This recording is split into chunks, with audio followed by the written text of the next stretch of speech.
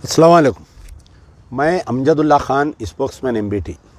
आज आपके दरमियान में आने का ये वजह है कि कल मैं जो है हमारे साबिक़ा डिप्टी चीफ़ मिनिस्टर और साबिक़ा होम मिनिस्टर जनाब महमूद अली साहब का एक प्रेस मीट का वीडियो देखा और उसमें ये जो है ये कह रहे हैं कि बीआरएस पार्टी कभी भी बीजेपी के साथ नहीं जा सकती। तो बीआरएस पार्टी की बदबख्ती ये रही कि जो पहले टीआरएस थी के चंद्रशेखर राव साहब पूरा तेलंगाना एजिटेशन चलाए बेचारे। ये तेलंगाना एजिटेशन में जो लोग इनके साथ दिए, जो मुस्लिम लीडरशिप जो साथ दिए और जो लोग गैर मुस्लिम इनके साथ दिए, जैसा ही चीफ मिनिस्टर बने ये पूरों को भूल गए और नाकारा नाहल लोगों को लाकर बड़े बड़े फायज ओहदों पे बिठा दिए। जिसकी ज़िंदा मिसाल जो है कि एक शख्स जो बल्दिया इलेक्शन लड़ा था आज़मपुरे से, शायद 2002 में मैं समझता हूँ, और 400 वोट नहीं लिए, वैसे शख्स को जो है इस तेलंगाना का डिप्टी चीफ मिनिस्टर बना दिए। दूसरा काम ये करे उन्होंने कि पूरे तेलंगाना में उनको कोई काबिल तरीन मुसलमान नहीं मिला, एक आंध्रा के एक आदमी को उठाकर लाके जो है AK खां को पॉलिटिकल एडवाइज़र बना दिए। तो आप बतलाइए, सबसे बड़ा नुकसान अगर किसी बीआरएस को पहुंचा है तो ये दो शख्सियतों से पहुंचा है, महमूद अली और AK खां से पहुंचा है। क्योंकि आप जब अच्छे लोगों को रखेंगे तो अच्छा एडवाइस देंगे वो लोग। अगर आप जो है नाहल नाकारा लोगों को अगर आप लाके बड़े बड़े ओहदों पे बिठा देंगे तो ये लोग जो है कोई मशवरा देने के लायक नहीं रहेंगे। ये जितने भी लोग आए बीआरएस पावर में आने के बाद में टीआरएस, ये पूरे तेलंगाना एजिटेशन में नहीं थे। खुद महमूद अली साहब जो है इंटरवल के बाद के हैं इन्हों बाद में आए तो टीआरएस में। शुरू एजिटेशन के दिनों में आपको कहीं भी महमूद अली साहब नहीं दिखेंगे। तो इनको ये नहीं मालूम कि जिस वक्त पे UPA 1 और UPA 2 के दरमियान का मसला था कि UPA 1 के बाद में लोग समझ रहे थे कि UPA 2 नहीं बनेगा बल्कि बीजेपी की गवर्नमेंट आ जाएंगी और LK Advani would be the prime minister बोल के। और Chandrashekhar Rao TRS was a part and parcel of UPA की पार्ट एंड पार्सल रहने के बावजूद अभी रिजल्ट को कुछ 1 महीने का वक्त था। KCR साहब जाके LK अडवाणी को बुके दिए थे, मुलाकात करके अगला प्रधानमंत्री आप है और TRS पार्टी जो है आपका साथ देंगी बोल के। ये दिए नहीं दिए बुके, महमूद अली साहब आप इसका जवाब दीजिए।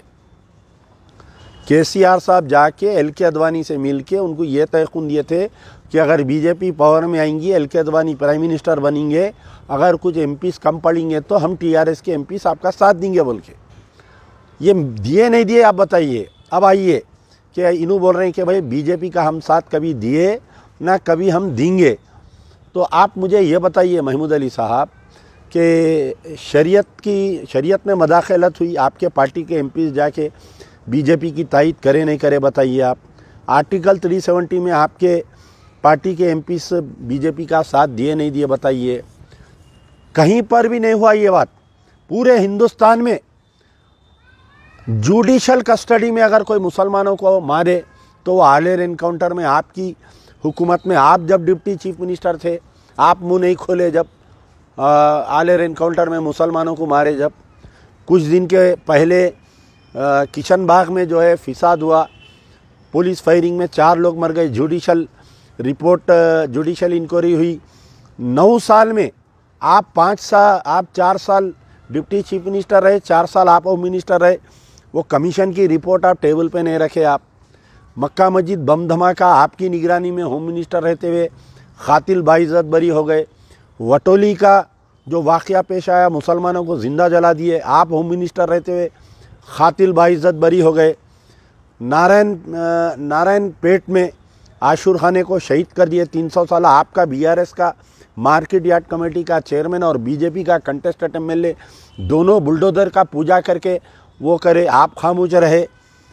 मुस्तफ़ाउद्दीन जो आर्मी गैरिसन में जिसको जला के मार दिए, 3 दिन तक उन्हें ज़िंदा था, डाइंग डिक्लेरेशन दिया। आप 5 साल चीफ मिनिस्टर रहे, आप 4 साल डिप्टी चीफ मिनिस्टर रहे, 5 साल आप होम मिनिस्टर रहे। एक मर्तबा आप उसके घर वालों को बुला के नहीं मिले। आप टोटल 7 या 8 मस्जिदां शहीद हो गए, आप खामोश रहे, आप धोखा दिए कौम को। आप ये बोलते रहे कि नहीं नहीं वो एक मलबा बाजू की बिल्डिंग का मलबा गिरा और एक मीनार टूटा। बोले सबसे पहले मैं ही ट्वीट करके बताया कौम को कि 2 मसाजिदों को शहीद कर दिया बोल के। तो आप किस हैसियत से आप बीआरएस पार्टी को या केसीआर को आप डिफेंड कर रहे हैं, मेरे को ये बात समझ में नहीं आ रही।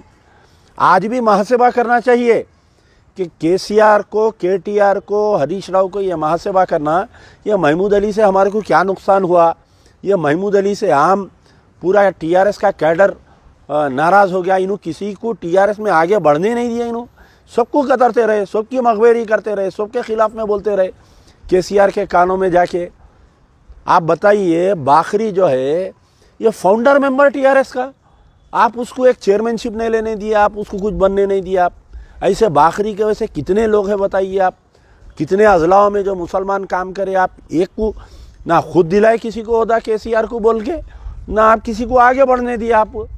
आपकी वजह से सबसे बड़ा नुकसान हुआ बीआरएस को, जो बीआरएस का आज ये हालत हुई है। आज केसीआर को, केटीआर को, हरीश राव को, कविता को मुहासेबा करना चाहिए कि भाई हमारे से मुसलमान क्यों नाराज हुए बोल के। आपका रवैया कोई मुस्लिम तंजीमों से सही नहीं था। आपके पास कोई नुमाइंदगी लेके आए तो आप मुंह को आया वैसा बोल देते आप जबान जब। तो बहरहाल ये जो महमूद अली साहब का बयान है, अरे 5 साल वक्फ बोर्ड को लाख रहा साहब, आप एक मुसलमान वजीर थे ना, आप जाके कभी केसीआर को बोले साहब इससे मुसलमानों जायदादों को नुकसान हो जा रहा है, लाख खोलो बोल के नहीं बोले। आप किस हैसियत से, किस सूरत से आप कौम के सामने आ रही, मेरे को ये बात समझ में नहीं आ रही। अरे जुल्म की इंतहा हो गई। आपके केटीआर साहब ये बोल रहे हैं कि अगर केसीआर साहब चीफ मिनिस्टर हार जाएंगे तो तेलंगाना के मस्जिदों में अज़ान नहीं होंगी। आप बतलाइए कि आज 1 महीना हो गया रेवंत रेड्डी चीफ मिनिस्टर बन के कांग्रेस आके केटीआर और केसीआर की गवर्नमेंट जाके क्या अज़ान बंद हो गई क्या बताइए आप मस्जिदों में। तो किस हैसियत से आप कौम के सामने आ रहे, मेरे को बात समझ में नहीं आ रही। आज केसीआर को, केटीआर को मुहासेबा करना चाहिए कि क्या वजह है कि तेलंगाना के मुसलमान हमारे से नाराज़ है। ये वजह कि आप जो है उसकी सबसे पहली वजह यह है कि महमूद अली के रवैये से, और जो आप बीआरएस में जो मुस्लिम लीडरशिप को नज़रअंदाज करे थे, और जो मुस्लिम मसाइल पर केटीआर 9 साल तक नहीं बोले। अरे पुराने शहर के मसले में एक बार ट्वीट करेगा केटीआर, बताइए आप बताइए कि मामूली सी जो CMRF chief minister relief fund के जो पैसे दिए जाते, कोई मुसलमान को अगर कैंसर हो गया, किडनी फेलियर हो गया, ट्वीट करे तो आपके केटीआर साहब जवाब नहीं दिए पूरे 9 साल में। आप किस हैसियत से आ रहे हैं साहब आप लोग? जरी सर की अगर आप लोगों में शर्म है तो आप कौम के सामने नहीं आ सकते। अरे भाई ठीक है गलती हो गई, हम गोशे गुमनामी में बाकी की ज़िंदगी हम गुजार लेंगे बोल के आप बतलाइए आप। तो बहरहाल महमूद अली साहब का जो बयान है ना, ये खिसियानी बिल्ली खम्बा नोचे बोलते हैं इसको, ये खिसियानी बिल्ली खम्बा नोचे। आज इख्तिदार चले गया, आज मालूम हो रहा, अब कल इंक्वायरियाँ होंगे, इन्हों भी बहुत जायदाद कब्जा करे, इन्हों भी बहुत जायदाद खरीदे, मैं ईमानदार, मैं 1 रुपया नहीं खाया बोल के पहाड़े शरीफ पे कहाँ लिए। आप जो है नारायण खेड़ के आगे, कामारेड्डी के आगे क्या क्या लिए, ये सब इंक्वायरी होंगी। जो बस जाएंगी ना चंचलगुड़ा जेल को, केसीआर, केटीआर, हरीश राव, कविता, संतोष, वो बस में इन्हों भी रहेंगे चंचलगुड़ा जेल को जाने वाले। मैं रेवंत रेड्डी साहब से मुतालिबा करता हूँ कि महमूद अली के पूरे जायदादों की भी तहकीकात की जाए, इनके कहाँ प्रॉपर्टीज़ खरीदे जो पहाड़ी शरीफ के आगे, और जो इब्राहिम हमारे नारायण खेड़ के आगे 90 एकड़ ज़मीन का वो मामला है, ये सब निकालना इनका भी। तो बहरहाल महमूद अली साहब से मेरी गुजारिश है कि आप जो है मुसलमानों को गुमराह मत करिए, आप आके गैर ज़रूरी बयानात मत दीजिए। आपके गैर ज़रूरी बयानात से पहले ही बीआरएस पार्टी को बहुत नुकसान हुआ, केसीआर को बहुत नुकसान हुआ। आप मजीद नुकसान मत पहुंचाइए। नौजवान लीडरशिप बहुत है वहाँ पर बीआरएस में, उनको आगे बढ़ने का मौका दीजिए। शुक्रिया। यार जिंदा सोबत बख्त।